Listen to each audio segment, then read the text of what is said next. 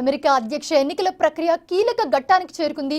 Democratic Republican అభ్యర్థులు, ఉపాధ్యక్షురాలు కమలా Harris, మాజీ అధ్యక్షుడు డొనాల్డ్ ట్రంప్ మధ్య ఫస్ట్ డిబేట్ కు రంగం సిద్ధమైంది.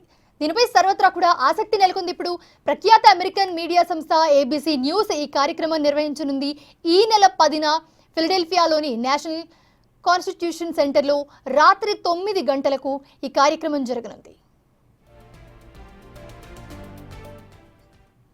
ఈ కార్యక్రమంలో ప్రేక్షకులు పాల్గొనట్లేదని తెలుస్తోంది. ఈ డిబేట్ కు సమన్వయకర్తలుగా ABC న్యూస్ యాంకర్లు డేవిడ్ మేర్, లాన్సీ డేవిస్లు ఉంటారని నిర్వాహకులు తెలిపారు. అయితే 90 నిమిషాల పాటు ఈ చర్చ జరగనుంది. మధ్యలో 2 సార్లు స్వల్ప విరామం ఉంటుంది.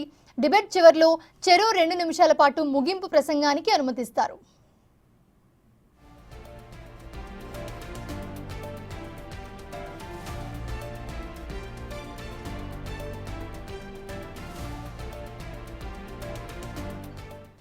అమెరికా అధ్యక్ష ఎన్నికల వేళ ట్రంప్ భార్య మెలానియా ట్రంప్ సోషల్ మీడియా వేదికగా ఆసక్తికర పోస్ట్ చేశారు.